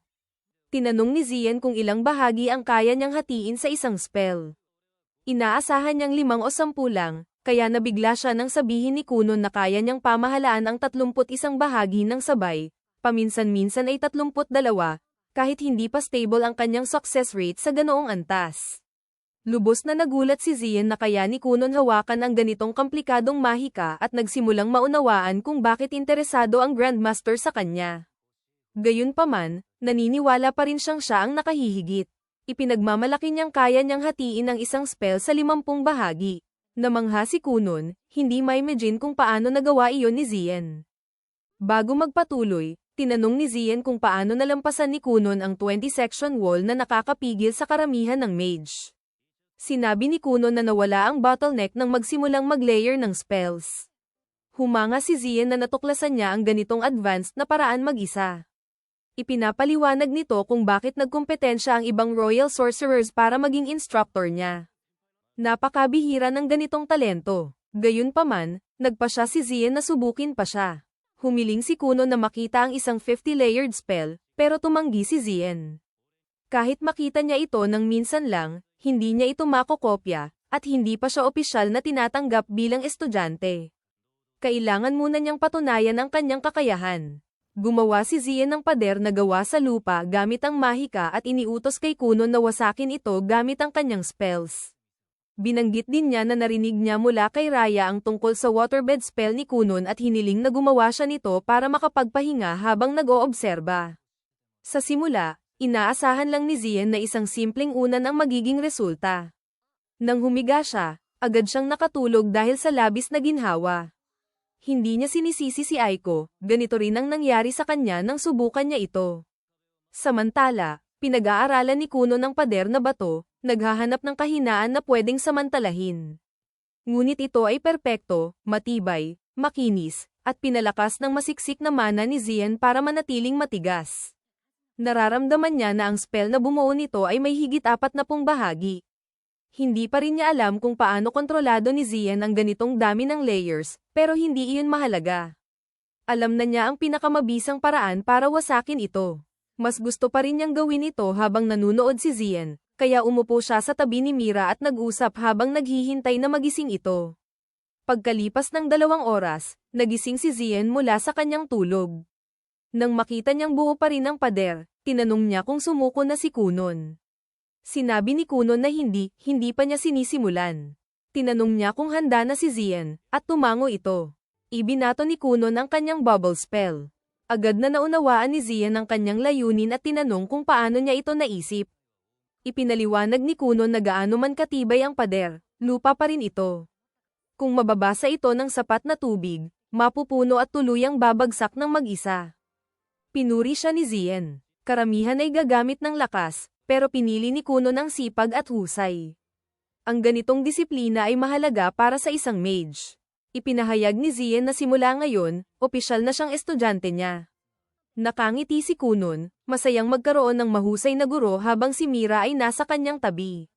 Ngunit pinutol ni Zian ang pagpapalandi ni Kunon, sinasabing wala na siyang oras para doon. Maraming spells ang kailangan niyang matutunan at walang katapusang pananaliksik ang hinihintay sa kanya. Pagkatapos, tumingin siya kay Mira at tinanong kung ano ang balak niyang gawin. May pambihirang talento na si Kunon, sandali na lang ay magiging isa na siya sa pinakamakapangyarihang tao sa kaharian. Pagdating ng araw na iyon, maraming babae ang hihingi ng kanyang kamay. Paano siya makikilala sa iba? Naiintindihan ni Mira ang ibig niyang sabihin, pero sinabi ni Kunon kay Zien na tigilan na ang pagiging mabagsik. Sinabi ni Zien na wala siyang masamang intensyon, sumusuporta siya sa kanya. Gayunpaman, iginiit ni Kunon na may mga salitang hindi dapat sabihin ng diretso. Sa ugali ni Zien, hindi siya magugulat kung minsan ay naitulak niya ang taong minahal niya at nawala ito sa iba nang hindi niya namamalayan. Ang sinabi ay tumama kay Zien, pero tumanggi siyang aminin ito at sinigawan si Kunon na manahimik. Sa gabing iyon, umuwi si Mira at pinag-isipan ang mga sinabi ni Zien. Alam niya na magiging kahanga-hanga si Kunon balang araw, at kung nais niyang manatiling karapat-dapat sa kanya, kailangan din niyang pagbutihin ang kanyang sarili. Kinabukasan, bumalik si Zio kasama si Prinsesa Miria at tinawag si Kunon, sinabing siya ang pinakaswerteng bata dahil siya ang sinasanay ng pinakamahusay na mage sa buong kaharian. Si Kunon, nasanay mambola, agad siyang pinuri pabalik at sinabing pinagpala siyang maturuan ng pinakagwapong lalaki sa kaharian. Natuwa si Zio at ngumiti, sabay babala na magiging mabigat ang pagsasanay ngayon at walang palugit. Dramatikong hinawakan ni Kunon ang ulo niya at sinabing kung magpapagaan si Zio, iisipin niyang hindi na siya mahal. Bahagyang nailang si Zio sa kalokohan niya, kaya pinagsabihan siyang magayos at pinapasok siya sa loob. Pagpasok sa silid, nawala ang excitement ni Kunon. Sa halip na mahika, inutusan siyang kopyahin ang mga memo ni Zio sa maayos at formal na dokumento na may malinis na sulat kamay, malinaw na sariling trabaho ni Zio na ipinasalang sa kanya dahil sa katamaran. Kahit gusto niyang magprakti ng mga bagong spell, wala siyang magawa kaya pumayag siya. Pagkatapos, pinaalis ni Zio ang iba, sinabing ang mga papel ay mga lihim ng estado na siya lang ang dapat makabasa. Humingi ng paumanhin si Kunon kay Miria at nangakong tatapusin agad at babalik. Ngumiti siya at umalis kasama ang iba. Pagkaraan, hinarap ni Zio si Kunon at inutusan siyang likhain muli ang waterbed na ginawa niya kahapon. Agad siyang gumamit ng mahika at bumuo ng mainit at malambot na higaan na gawa sa tubig. Walang imik, humiga si Zio rito at agad nakatulog. Bamantong hininga si Kunon at ipinagpatuloy ang kanyang gawain. Sa labas, hinayla ni Prinsesa Miria si Aiko papunta sa gazebo at ibinulong na palihim siyang nagsasanay ng espada nitong mga nakaraang araw, at pinakihusapang huwag muna itong sabihin kay Kunon. Nagulat si Aiko, bihirang magsanay ng espada ang mga prinsesa, ngunit pumayag siyang manahimik. Pagkatapos, kinuha ni Miria ang kanyang kahoy na espada at pumasok sa arena laban kay Dario. Sa kanilang ensayo, halata ang kakulangan niya sa karanasan, ngunit malinaw ang mabilis niyang pag-unlad. Pinagbubuti niya para kay Kunon. Dahil sa marka niyang parang bayani, tiyak na sisikat siya, kaya gusto rin niyang maging malakas at mahusay upang maging magkapantay sila. Sa itaas, patuloy na kinokopya ni Kunon ang mga lumang pergamino. Pinapabagal siya ng magulong sulat, bawat pahina puno ng baluktot na letra at malabong diagram. Habang nahihirapan siya sa isa pang memo, nagising si Zio, presko na ulit, at tinanong kung gaano nakalayo ang kanyang nagawa. Sumagot si Kunon na halos kalahati na ang tapos. Sa halip na purihin, tinukso siya ni Zio, sinabing kahit bulag ay mas mabilis pa magtrabaho kaysa sa kanya. Gumanti si Kunon, sinabing mabubulag ang kahit sino sa kakabasa ng sulat kamay ni Zio.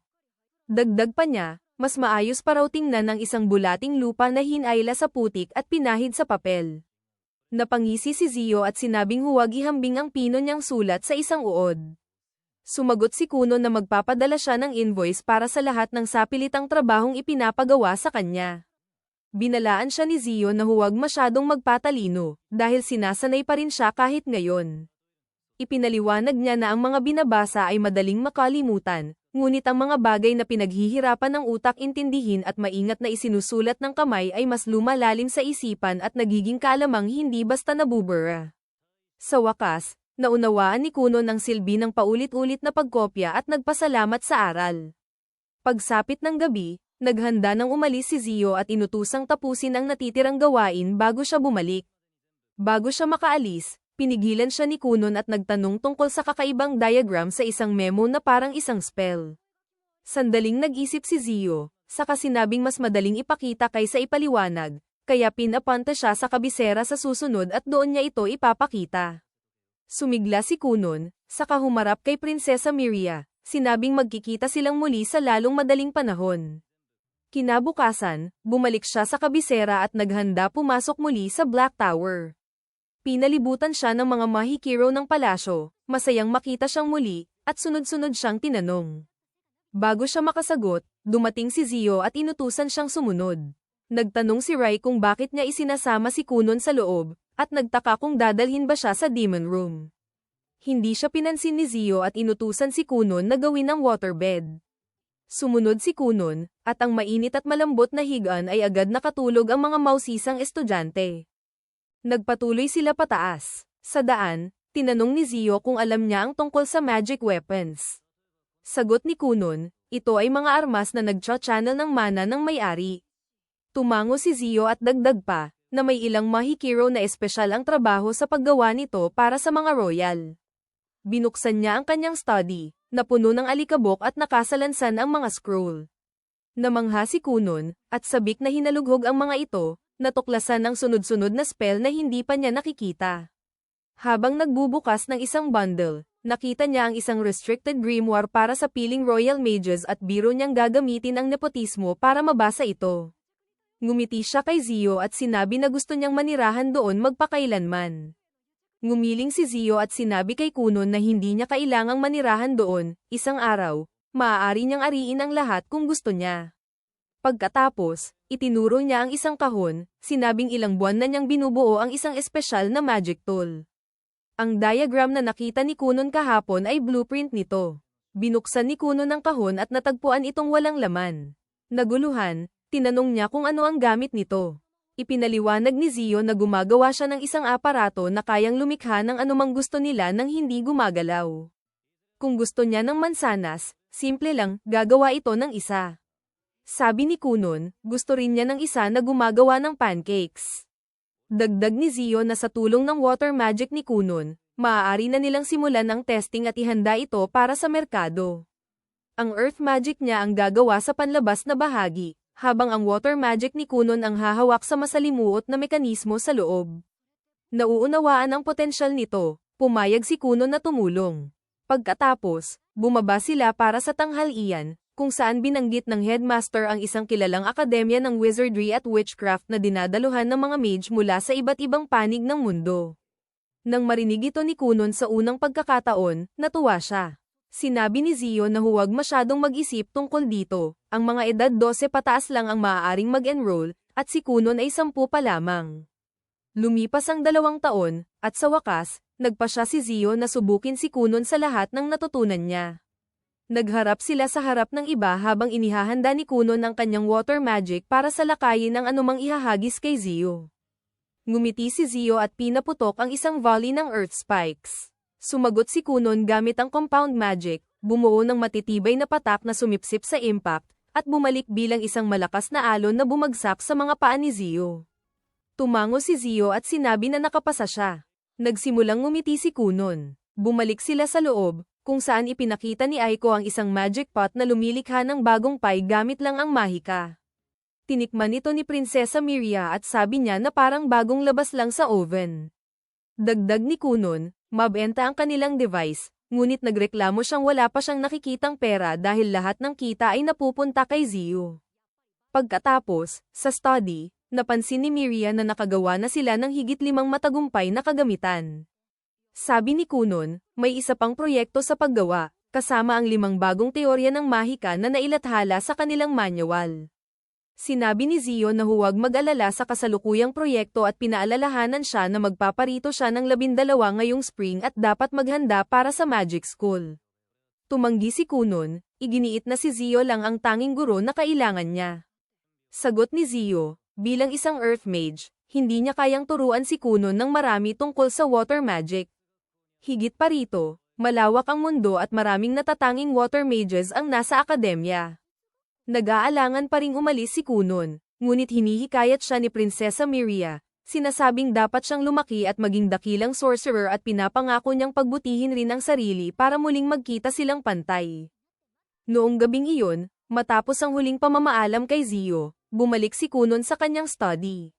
Napagnilayan niya kung paano ang mga taon ng pag-asa sa kanyang mga pandama sa halip na sa paningin ay nagpatahimik sa kanyang tunay na pangarap, ang makalikha ng gumaganang mga mata para sa kanyang sarili. Naintindihan niya na kailangan niyang maging mas malakas, at iyon ay nangangailangan ng gabay mula sa isang tunay na water mage. Lumipas ang mga araw habang ang kanyang pagkahumaling ang nagtutulak sa kanya na mag-eksperimento. Pagkatapos ng hindi mabilang na pagkabigo, isang umaga ay sumiklab ang kaliwanagan. Sobra niyang pinag-isipan ang bagay.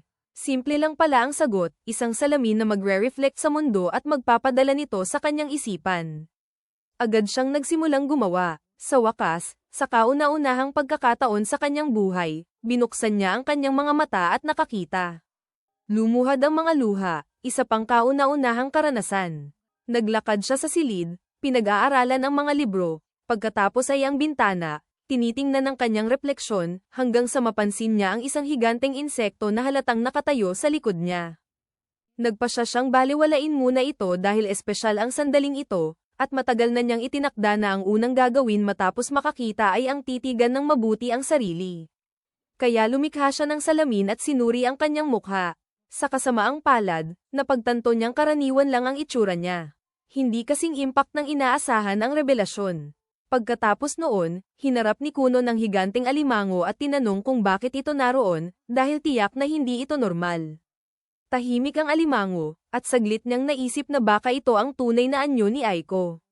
Ngunit agad ding napatunayang mali ang hinala nang bigla siyang pumasok sa silid makalipas ang ilang sandali. Dahil sa gulat, napaatras si Kunon at natisod papunta sa alimango. Ngunit nang matamaan niya ito, napagtanto niyang hindi talaga ito naroon.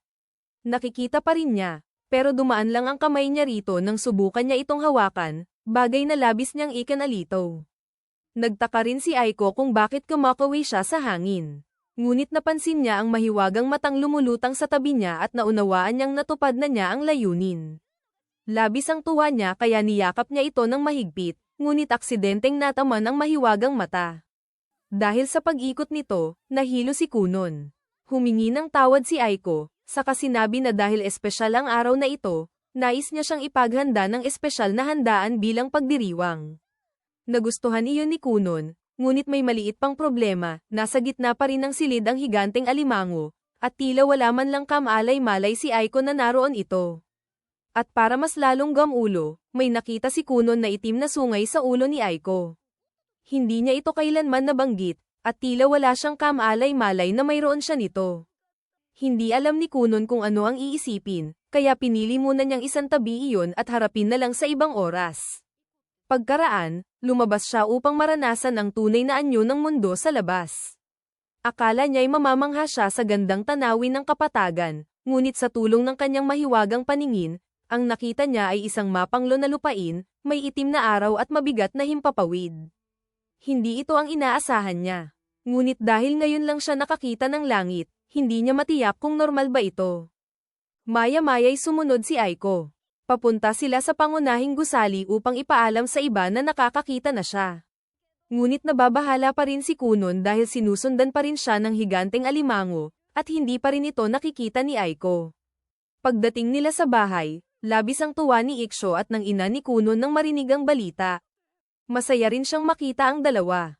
Ngunit may napansin siya, may pakpak si Iksho, at ang kanyang ina ay may magkaibang kulay ng mga mata.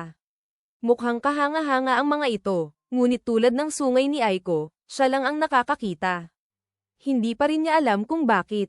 Ilang sandali pa, mabilis na umakyat sa hagdan ang kanyang ama matapos mabalitaan ang kanyang paningin. Inasahan ni Kunon na may kakaiba rin itong katangiang hindi nakikita ng iba. Ngunit sa halip, nagmistyala itong naglalakad na sakuna, kasing bangis ng isang anti-spiral. Wala ni isa sa kanila ang may kamalay-malay sa mga di nakikitang katangian nila, kaya naisip ni Kunon na walang saysay kung babanggitin pa ito. Nagpasya siyang maghintay at humingi ng payo kay Zian kapag may pagkakataon. Hindi nagtagal, nakarating sa kastilyo ang balita tungkol sa tagumpay niya. Pinayagan si Zian na lumabas upang dalawin siya kahit hindi na siya nito guro, dahil espesyal ang okasyon.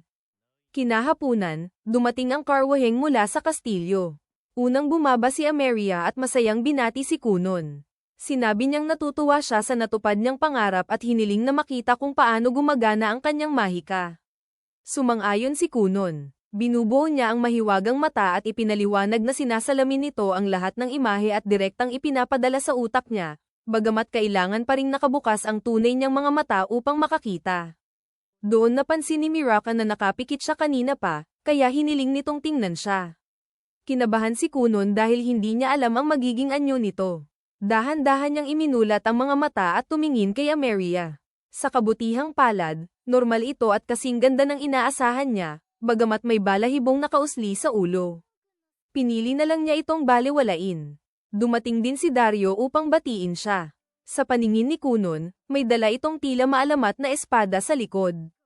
Ngunit walang sinabi iyon kumpara sa nakita niya nang dumating si Zian, mistula itong nilalang na purong liwanag. Hirap siyang titigan ito dahil sa tindi ng ningning. Noong una, inakala ni Zian na nagbibiro lang si Kunon, ngunit sinabi niyang seryoso siya, mukha raw itong teleponong naka-max brightness sa gitna ng gabi. Inanyayahan niya si Zian sa loob dahil may pribado siyang gustong pag-usapan, at pumayag naman ito. Habang papasok sila, nagtungo si Ameria sa hardin upang ipagpatuloy ang ensayo kasama si Dario gaya ng dati. Sa loob, ikinwento ni Kunon ang lahat mula nang makakita siya, ang higanteng alimainggong laging sumusunod sa kanya at ang mga kakaibang katangiang nakikita niya sa mga tao. Natawa si Zian dahil ngayon lang siya nakarinig ng ganoong kwento. Ngunit hindi iyon biro para kay Kunon. Kapag nagpakasal siya kay Miraka at tumira sa villa kasama nito, ayaw niyang may higanteng alimainggong nakamasid sa bawat galaw niya. Sa kabila nito, naniniwala si Zian na nagsasabi siya ng totoo, dahil masyadong malinaw ang mga detalye para imbento lang. Natuwa rin siya nang marinig na nakikita siya ni Kunon bilang nilalang na liwanag at ipinagmamalaki niya iyon kahit di niya alam ang ibig sabihin.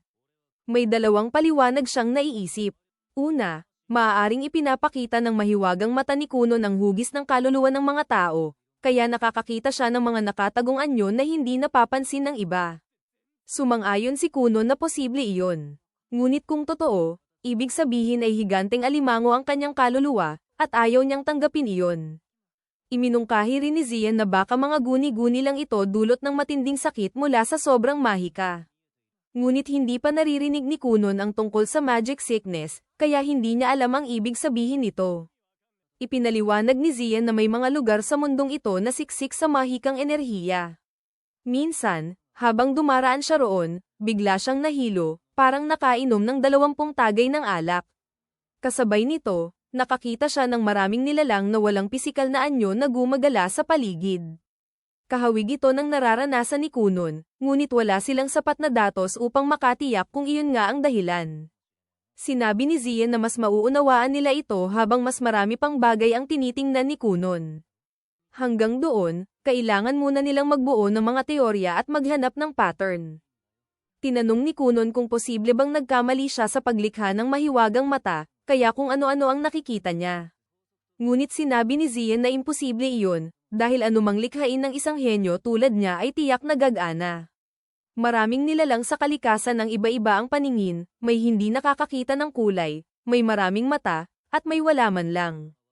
Walang iisang tamang paraan ng pagtingin, kaya ayos lang kung kakaiba ang paraan niya. Dagdag pa niya, maaaring may kahulugan ang mga bagay na nakikita niya na hindi pa nila nauunawaan.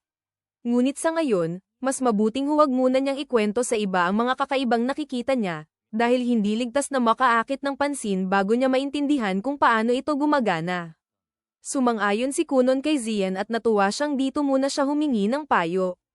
Ngunit masakit pa rin sa mata ang direktang pagtitig sa kanya, kaya hirap siyang mag-focus. Kinagabihan, tapos na sa ensayo si Miraka. Nasa loob pa rin sina Kunon at Zian, at hindi siya makaalis nang wala si Zian, kaya naghintay siya sa labas kasama si Aiko. Dahil malapit na ang kaarawan ni Kunon, tinanong ni Miraka kung ano ang magandang regalo. Sinabi ni Aiko na matutuwa si Kunon sa kahit ano mula sa kanya, kaya huwag na siyang mag-alala. Maya-maya, Lumabas din sina Kunon at Zien. Ngunit pagtingin ni Zien kay Miraka, napatawa siya ng malakas, dahil nai-imagine niya kung gaano ito kakatawa sa paningin ni Kunon na may balahibong nakausli sa ulo. Kalaunan, tinulungan ni Aiko si Kunon na linisin ang opisina. Tinanong niya kung saan ilalagay ang tumpok ng libro. Sinabi ni Kunon na nabasa na niya ang lahat, kaya ibalik na lang sa aklatan ng pangunahing gusali. Nililinis niya ang opisina dahil ngayon ang ika-12 niyang kaarawan, at formal na siyang mag-aaral sa paaralan ng Mahika. Kinagabihan, naghanda ng salo-salo ang pamilya niya at ibinigay ang mga regalo. Masaya sila para sa kanya, ngunit nalulungkot din dahil lilipat siya ng malayo. Pinakaapektado ang kanyang ina, dahil hindi niya alam kung paano kung wala na si Kunon sa tabi niya. Tiniyak ni Kunon na gaano man siya kalayo, mamahalin niya pa rin siya palagi. Kinagabihan, magkasama sina Kunon at Miraka sa balkonahe. Tinanong niya kung kumusta na ang paghahanda niya sa pag-alis. Sinabi niyang nag-empake lang siya ng ilang komportableng damit at mga pangunahing gamit, dahil mabibili na niya ang iba pagdating sa paaralan. Sa kasamaang palad, may pasok si Ameria sa araw ng pag-alis niya, kaya hindi siya makakapagpalem. Naiintindihan iyon ni Kunon at hindi siya nababahala. Napagpasyahan ni Miraka na ibigay na ang regalo. Inabot niya ang isang kahon. Pagbukas ni Kunon, nakita niya ang isang magandang pulse Ares. Sinabi ni Miraka na pares iyon, tig-isa sila. Kapag nahirapan siya sa magic school, kausapin lang niya ang pulse Ares na parang siya ang kausap. Gagawin din niya ang ganoon upang hindi sila mangulila. Sinabi ni Kunon na susulatan niya siya ng madalas. Sumang-ayon si Miraka, at nangakong hihintayin ang isa't isa gaano man katagal. Sa araw ng pag-alis, nagtipon ang pamilya niya upang ihatid siya. Pinipigilan nila ang luha, inaasahang malulungkot din siya. Ngunit napagtagumpayan na ni Kunon ang lungkot ng paghihiwalay, kaya kalmado siya. 4 o 5 taon lang naman siyang mawawala, at sabik siyang makilala ang mga salamangkero sa paaralan. Lumipas ang 5 araw at patuloy pa rin sa paglalakbay si Kunon patungong Akademya ng Mahika. Tinanong siya ni Echo kung gaano pa katagal bago sila makarating. Sagot ni Kunon, matatagalan pa dahil nasa ibang kaharian ang paaralan at hindi pa sila nakalalampas sa hangganan ng Hulya. Sa takbo ng biyahe, aabutin sila ng halos 1 buwan. Sa mabuting balita, malapit na silang dumating sa mansyon ng kanyang lolo upang makapagpahinga. Gayunman, nababahala si Kunon dahil malinaw na sinabi ni Aiko na hindi siya mananatiling katulong niya habang buhay. Nais niyang magpakasal at bumuo ng sariling pamilya, at kung tutuperin niya iyon, ngayon na ang tamang panahon. Nag-aatubili si Kunon na paalisin si Echo. Kaya biro ni Echo, kung ayaw niya itong umalis, iwan niya si Mira at siya ang pakasalan, ngunit alam nilang hindi iyon magagawa ni Kunon. Kaya ito ang tanging landas. Sa wakas, narating nila ang tirahan ng lolo ni Kunon. Bahagya siyang nasasabik sapagkat 4 na taon na mula nang huli siyang dumalaw. Nabalitaan niyang napakalawak ng aklatan nito ng mga aklat mahika, kaya halos napilit niya ang kanyang mga magulang na payagan siyang pumunta. Mabuti rin ang kanilang samahan. Biglang lumabas ang kanyang lolo upang salubungin siya, labis ang tuwa sa muling pagkikita. Ganoon din si Kunon, ngunit kakailanganin pa niyang masanay sa hindi nakikitang anyo ng iba, dahil ang kanyang lolo ay may mga sungay ng Demon Lord. Bilang pagdiriwang sa pagpasok ni Kunon sa Akademya ng Mahika, inalok ng kanyang lolo na bilhin ang anumang naisin niya. At literal iyon, sapagkat napakayaman ng matanda.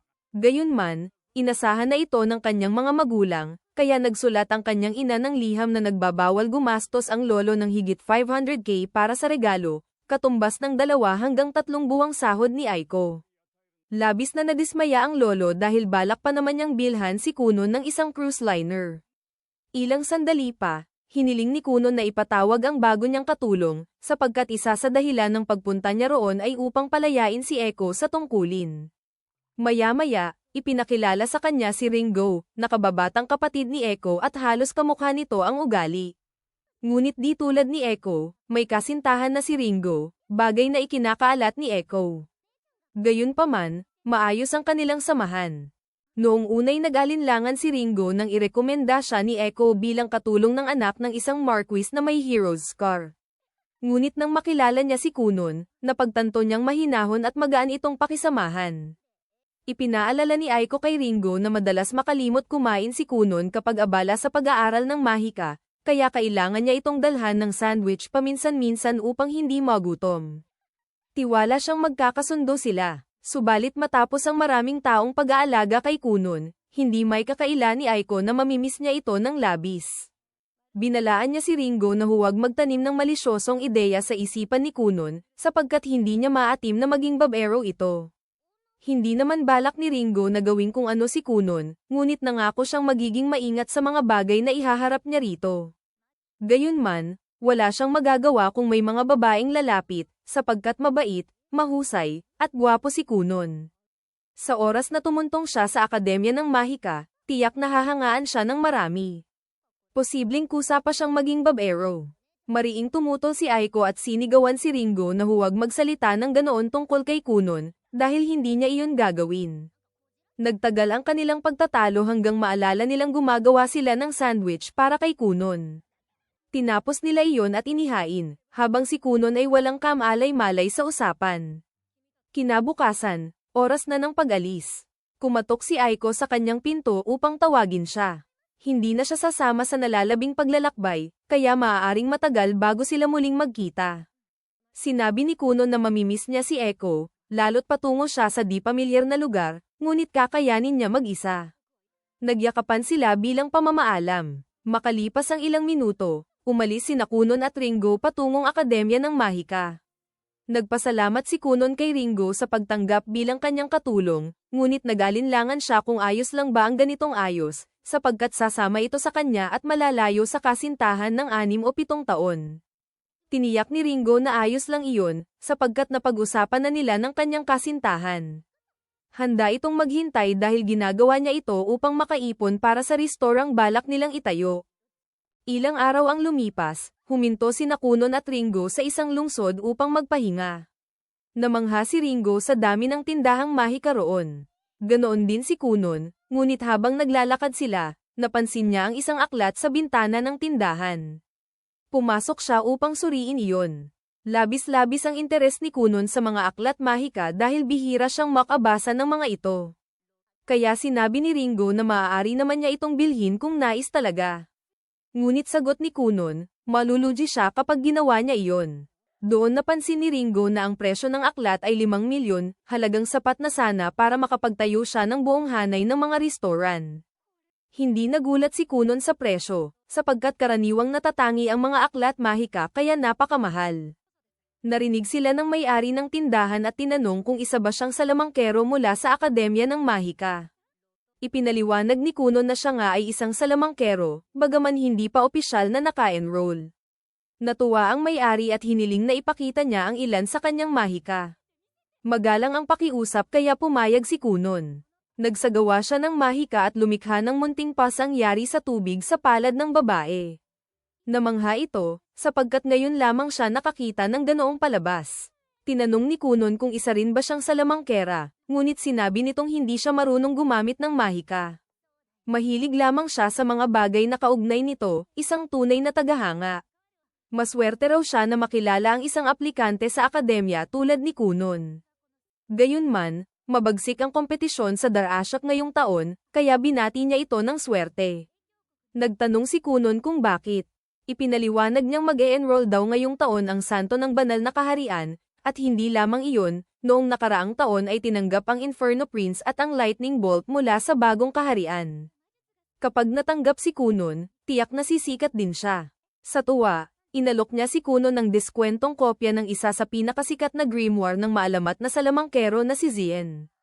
Ngunit tumanggi si Kunon, sapagkat hindi niya ito kailangan. Paglabas nila ng tindahan, hindi pa rin makapaniwala si Ringo sa presyo ng mga grimoire. Tinanong niya kung sigurado ba si Kunon sa pagtanggi dahil malaki ang bawas. Sagot niya, wala ring saysay bilhin iyon, dahil tumulong siya kay Zien sa pagsulat nito. Sumunod, nagtungo sina Kunon sa isang tindahan ng tela. Pagpasok pa lamang, hinahaplos na ni Kunon ang iba't ibang paninda. Napansin ng may-ari na marahil ay may dugong maharlika siya dahil maayos ang bihis at may kasamang katulong. Ngunit mula nang pumasok, panay hawak lamang ito sa mga paninda ng walang imik. Pinagsabihan siya ng may-ari na tigilan ang paghipo sa mga tela. Sagot ni Kunon, nais lang niyang maramdaman ang mga ito. Tinanong niya kung anong balahibo iyon, at sinabi ng may-ari na iyon ay dark fox fur, bihira at mahirap makuha. Dahil alam na niya ang tekstura, basta na lamang lumikha si Kunon ng isang dark fox. Namangha ang may-ari, sapagkat hindi niya inakalang posible iyon. Humingi ng paumanhin si Kunon sa paghawak ng mga paninda nang walang pahintulot. Mahilig lamang siyang mangalap ng iba't ibang tekstura upang maging tumpak ang kanyang mga nililikha. Nagtanong ang may-ari kung kaya ba niyang lumikha ng anuman basta alam niya ang pakiramdam nito. Nang kumpirmahin ni Kunon, nanaig ang kuryusidad ng lalaki at tinanong kung kaya niyang gayahin ang pakiramdam ng makakapal na hita. Agad sumigaw si Ringo at sinita ang lalaki sa bastos na tanong. Napagtanto nitong hindi iyon angkop, ngunit sumagot pa rin si Kunon. Ipinaliwanag niyang nasubukan na niya iyon kay Echo noon, ngunit napag-alitan siya kaya hindi na niya ito gaanong napagpraktisan. Pagkatapos noon, hinayla ni Ringo si Kunon palabas ng tindahan at sinabing magpatuloy na sila patungong Darashek, iniwang nagsisisi ang may-ari. Ilang sandali pa, pumasok sa tindahan ang Santo at ang kanyang mga kasama. Namangha sila nang makitang may hawak itong dark fox, sapagkat batid nilang umiiwas sa tao ang mga ito. Ipinaliwanag ng lalaki na hindi iyon tunay. Sa masusing tingin, napagtanto ng Santo na isa itong mahika. Hinawakan niya ito ngunit nabasag ang spell at bumuhos ang tubig sa pandian ng lalaki. Humingi siya ng paumanhin, ngayon lang siya nakakita ng ganoong uri ng mahika. Dahil sa kanyang katayuan, inutusan niya ang may-ari na huwag gumalaw habang sinusuri nila ang natitirang mahika sa tubig na tumapon dito. Wala itong nagawa kundi sumunod, kahit hindi niya inaasahang pagtutulungan ng mga dalagitang siyasatin siya sa gitna ng tindahan. Samantala, dumating sina Kunon at Ringo sa Akademya ng Mahika. Una nilang inasikaso ang dormitoryo ngunit nalaman nilang puno na ito. Ipinaliwanag ng resepsyonistang si Lubel na kailangang maagang magpareserba. Hindi ito nabanggit ni Zien, kaya walang kaalam-alam si Kunon. Wala tuloy silang matutuluyan. Iminungkahi ni Ringo ang hotel, ngunit magastos iyon sa pangmatagalan. Nais ni Kunon na makatipid para sa mga kakailanganing gamit sa Mahika, kaya mas mainam ang umupa ng bahay. Sa kabutihang palad, may talaan si Kunon ng mga paupahang bahay para sa mga estudyanteng hindi nakakuha ng dorm. Dahil sa tulong ni Lubel, bago matapos ang araw ay nakahanap sina Kunon at Ringo ng mauupahan. Samantala, sa loob ng akademya, iniharap ng mga kawani ang listahan ng mga aplikante ngayong taon sa isang taong nasa madilim na silid. Kapansin-pansin ang interes nila kay Kunon. Kinabukasan, oras na ng entrance exam. Ipinaalam kay Ringo na mga aplikante lamang ang maaaring pumasok, kaya kailangan niyang maghintay sa labas. Sinubukan niyang suhulan si Lubel upang pagbigyan siya, ngunit nabigo. Wala siyang nagawa kundi maghintay habang pumasok si Kunon para sa pagsusulit. Habang kasama niya ang iba pang aplikante, napansin niyang nagtataka ang lahat kung bakit siya may suot na panakip sa mata. Lumikha si Kunon ng mahiwagang mata upang masuri ang kapwa-aplikante, bawat isa'y may natatagong kakaiba. Ngunit nabighani siya sa isang dalagang tila natatangi. Nilapitan niya ito at tinanong kung siya ang banal mula sa banal na kaharian. Inamin niya iyon, ngunit nagtaka kung bakit siya kinakausap ni Kunon gayong di pa sila nagtatagpo. Sinabi ni Kunon na nais lang niyang makipag-usap sapagkat ito ang unang salamangkera ng elementong liwanag na nakita niya ng personal, at nais niyang matuto hinggil dito. Hindi ito sinang-ayunan ng banal, para sa kanya, nakahihigit ang mahika ng liwanag sa lahat, kaya bilang salamangkero ng tubig, wala raw siyang mapapala. Nagkatinginan ng iba sa pagkalito, sapagkat walang nakatataas na uri ng mahika. Napagtanto ng banal ang pagkakamali at humingi ng paumanhin, sapagkat inuulit lamang niya ang aral sa templo. Habang nasa kanya ang pansin ng lahat, muli siyang nagpaumanhin. Ayon sa sabi, kapos siya sa emosyon ng karaniwang tao kaya maaaring makasakit ng di sinasadya. Ipinaliwanag niyang dulot ito ng peklat ng bayani na kanyang minana. Nang marinig ito ni Kunon, natuwa siya, iniisip na maaari silang maging magkaibigang kapwa may kapansanan. Hindi pa rin maunawaan ng banal ang kanyang ibig sabihin. Maya-maya'y dumating ang propesor na namamahala sa pagsusulit at inutusan silang maghanda sa pagsisimula. Sinipat ni Kunon si Professor Sof at agad niyang naramdamang napakalakas nito. Malakas din si Seifi, ngunit ang natatangi sa kanya ay tila karaniwan lamang, mga dagang nakapaligid sa kanyang paanan. Matapos magpakilala, binati sila ni Sof at Seifi sa pagtanggap sa Der Ashok Magic School. Nagulat ang apat sapagkat wala pa silang nagagawa. Ipinaliwanag ni Sof na sa paaralang ito, halos tiyak ang pagpasok basta't isa kang salamangkero. Namangha ang banal, sapagkat sabi sa kanya'y napakahirap ng pagsusulit. Ngunit ayon kay Sof, sinasabi lamang iyon upang magmukhang mahigpit ang paaralan. Bukod pa rito, taglay nilang apat ang mahikang sagisag, isang pambihirang tanda, kaya imposibleng hindi sila tanggapin. Bahagyang nadismaya si Kunon, puspusan siyang nag-aral upang makapasa. Ngunit tiniyak ni Sof na may pagsusulit pa rin, kaya di nasayang ang kanyang paghahanda. May 3 antas sa paaralan. Una, ang pundasyon, para sa mga baguhan sa mahika. Ikalawa, ang gabay ng guro, karaniwang klase sa Salamangka. Ikatlo, ang sariling pananaliksik, para sa mga bihasa na malayang magsanay basta't walang lalabaging batas. Natuwa si Kunon sa huli, ngunit idinagdag ni Sof na para lamang ito sa pinakamahuhusay, at hindi madaling makapasok o makapagtapos. Labis ang pananabik ni Kunon sa darating na pagsusulit, bagaman tila naiirita si Seifi sa kanyang sigla. Ang unang yugto ng pagtatasa ay praktikal na pagsubok. Inatasan ni Sof ang bawat isa na lumapit at ihayag ang uri ng kanilang sagisag, ranggo nito, at bilang ng mahikang kaya nilang gamitin. Unang lumapit si Hank. Inihayag niyang taglay niya ang 2 bituing sagisag ng apoy at 7 mahika. Hiniling ni Professor Sof na ipakita ang pinakamalakas niyang salamangka. Ipinamalas ni Hank ang landas ng apoy. Namangha si Kunon, payak man ang apoy, sinusundan nito ang landas na iginuguhit ni Hank sa pamamagitan ng enerhiyang mahika, kaya napakarami nitong gamit. Nang matapos, may bakas na hugis espiral sa damuhan. Pinuri siya ni Sof. Sumunod ang batang si Ria. Taglay niya ang 2 bituing sagisag ng hangin at 8 mahika. Humanga si Sof, kapwa nila elemento ang hangin, ngunit nakabatay pa rin ang hatol sa husay ng paggamit.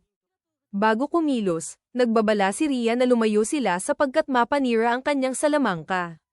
Pag-atres ng lahat, itinaas niya ang tungkod, humugat ng lakas mula sa langit, at pinakawalan ang dambuhalang bugso ng hangin patungo sa lupa. Isa itong panggit ng antas na mahika na sumisipsip ng lakas mula sa alapaap, labis na ikinabilib ni Kunon. Ikatlo si Reyes. May 3 bituing sagisag ng liwanag at 5 mahika. Pinakamahusay niya ang pagpapagaling, ngunit dahil walang sugatan, ginamit niya ang ikalawa, isang sinag ng liwanag na panalakay. Namangha si Kunon, halos imposibleng iwasan ang gayong atake maliban kung makakaiwas bago pa ito maipamalas. Nais pa niyang makita ang kaya ng liwanag ni Reyes, ngunit siya na ang susunod na tatawagin. Lumapit si Kunon at inilahad na taglay niya ang 2 bituing sagisag ng tubig, ngunit 2 lamang ang kaya niyang gamitin, water ball at bubble. Nagulat si Seifi, lalo't inatasan siyang pahirapan ang pagsusulit ni Kunon. Hindi ito maunawaan ni Kunon. Ipinaliwanag ni Professor Sof na nakatanggap siya ng 2 liham rekomendasyon para kay Kunon, isa mula sa dakilang salamangkero ng Hulya at isa mula kay Zien. Napaangat ang kilay ng iba, hindi nila alam na kaugnay siya ng isang tanyag na salamangkero. Namangha si Kunon na kilala nila si Zien, ngunit ayon kay Seifi, halos lahat sa larangan ng edukasyong mahika ay kilala ito. May hindi rin magandang nakaraan si Seifi kay Zien, kaya malamig ang pakikitungo niya kay Kunon bilang alagad nito. Dahil si Zien ang humiling na taasan ng antas ng pagsusulit, pumayag si Kunon. Naghabi si Sof ng hadlang na hangin sa paligid niya at sinabi kay Kunon na talunin siya sa gayong kalagayan. Inisip ng iba na imposible iyon, panimulang mahika lamang ng tubig ang alam ni Kunon, at madaling itaboy ng hangin ang tubig. Ngunit tiningnan lamang ni Kunon si Sof na tila nabigo, inaasahan niya ang mas mabigat na hamon. Natuwa si Sof sa kanyang kumpiyansa at sinabing tapusin muna niya ang pagsubok bago magreklamo, maliban na lang kung pawang yabang ito. Ayaw magpahiyang mawalan ng tindig sa harap ni Reyes, sapagkat nais pa rin niyang makipagkaibigan sa kanya. Tinanggap niya ang hamon at lumikha ng 12-dosenang bula sa paligid ni Sof. Humanga si Sof sa dami ng nalikha, ngunit inakala niyang walang saysay iyon, hindi makalulusot ang gayong mga bula sa hadlang na hangin. Ngunit hindi pa tapos si Kunon. Dinagdagan pa niya ang mga bula, pinakulayan ng pula, at pinaikot sa paligid ng hadlang ni Professor Sof. Kapag inalis ni Sof ang depensa, agad siyang tatangayin ng umiikot na mga bula. Gayunman, hindi pa rin siya kumbinsido at sinabing kailangan pang higaitan ni Kunon. Casual na lumikha si Kunon ng upo ang tubig at sinabi kay Sof na tapos na ang laban. Kaya niyang panatilihin ang buhawi ng bula ng 2 araw kung kinakailangan, at walang takdang oras ang pagsubok. Hahayaan na lamang niyang maubos ang lakas ni Sof, sapagkat tiyak na malakas sa mana ang gayong hadlang. Tansya niya, kalahating araw lamang ang itatagal nito. Ayaw man aminin ni Sof, natalo siya. Sumuko siya at pinawi ni Kunon ang buhawi ng bula. Pagkatapos, bumaling agad si Kunon kay Reyes at hiniling na ipakita pa ang kanyang mahika. Nang matapos ang bahaging iyon ng pagsusulit, dinala ni Sof ang lahat sa silid-aralan. Patuloy pa ring kinukulit ni Kunon si Reyes, inanyayahan pa niya ito sa isang parfait na lakad upang mahikayat. Ngunit tumanggi si Reyes, wala siyang balak magpakitang gilas. Pinatahimik ni Sof ang lahat at sinabihan si Kunon na tigilan ang pang-aakit kay Reyes, sapagkat magsisimula na ang susunod na yugto, ang panayam, at mahalagang hindi magambala ang kanyang isipan. Sumang-ayon si Kunon. Tinawag ni Seifi si Hank bilang unang kakapanayamin. Habang wala si Hank, tinanong ni Kunon si Sof kung tungkol saan ang mga panayam. Wala itong tiyak na sagot, sapagkat nag-iiba ang paksa ayon sa kandidato. Kaya kailangan niyang maghintay. Habang naghihintay ng kanyang turno, nagtanong si Kunon kay Sof tungkol sa mahika ng hangin. Walang pagtuto si Professor Sof, kaya hinayaan niyang magtanong si Kunon. Nang matapos matawag ang iba para sa panayam, tinanong ni Sof si Kunon kung ano ang balak niya sakaling may takdang oras ang naunang pagsubok.